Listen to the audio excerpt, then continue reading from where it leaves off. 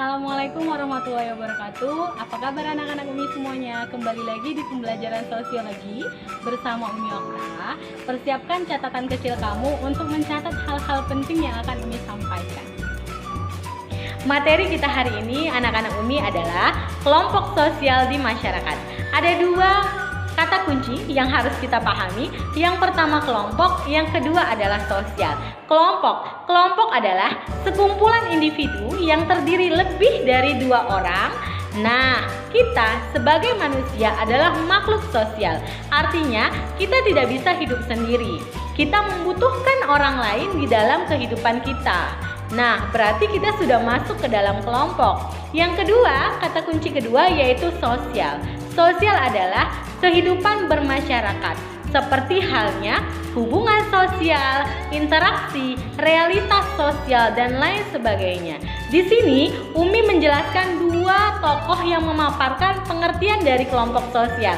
Yang pertama yaitu Robert Hamerton, di mana dia menyatakan bahwa kelompok sosial adalah sekumpulan manusia yang saling berinteraksi berdasarkan pola yang sama. Sedangkan tokoh yang kedua yaitu Sujono Sukanto, tokoh dari Indonesia, dia menyatakan bahwa kelompok sosial adalah kesatuan manusia yang hidup bersama karena adanya hubungan di antara mereka.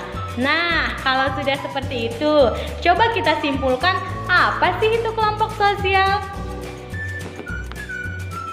Oke anak-anak Umi, di sini kita bisa simpulkan bahwa kelompok sosial adalah sekumpulan individu yang memiliki kesadaran yang sama tentang keanggotaannya dan saling berinteraksi satu sama lainnya.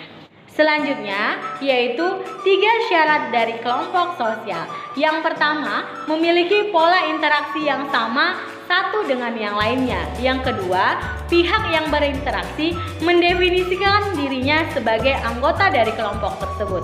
Kita ambil contoh misalnya yaitu SMA IT Jabal Nur. Kamu mengakui diri kamu sebagai siswa dari SMA IT Jabal Nur. Yang ketiga yaitu pihak yang berinteraksi didefinisikan oleh orang lain sebagai anggota dari kelompok tersebut. Artinya, kamu diakui sebagai siswa SMA IT Jabal Nur. Misalnya, namamu itu sudah terdaftar di SMA IT Jabal Nur, sudah ada di Dapodik, berarti kamu diakui sebagai anggota dari kelompok sosial yaitu SMA IT Jabal Nur. Nah, itu adalah 3 syarat kelompok sosial. Selanjutnya, ada 4 ciri dari kelompok sosial.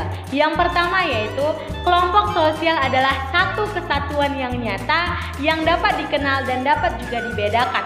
Artinya, kelompok sosial itu harus ada identitas diri, memiliki ciri khas dan juga tanda pengenal. Kalau dari SMA IT Jabal Nur, kita punya yang namanya logo dari SMA IT Jabal Nur. Yang kedua, setiap kelompok sosial harus merasa memiliki tujuan yang sama antar anggota. Nah, itu bisa kita lihat dari mana? Visi dan misi. Di SMA IT Jabal Nur kita memiliki visi, misi. Selanjutnya yang ketiga yaitu setiap kelompok sosial harus memiliki struktur sosial, harus ada kepemimpinan. Kalau di SMA IT Jabal Nur kita ada kepala sekolah, ada wakil kepala sekolah bidang kesiswaan, bidang kurikulum, ada tata usaha, ada guru, ada siswa. Nah, selanjutnya yang keempat. Yang keempat yaitu setiap kelompok sosial memiliki norma dan nilai yang berlaku untuk setiap anggotanya. Di SMA IT Jabal Nur kita memiliki yang namanya peraturan, tata tertib yang wajib kita patuhi. Dan ketika kita melanggar kita mendapatkan sanksi. Nah, itu adalah 4 ciri dari kelompok sosial.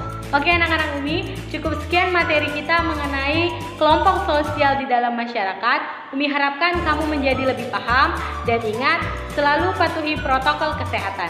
Assalamualaikum warahmatullahi wabarakatuh.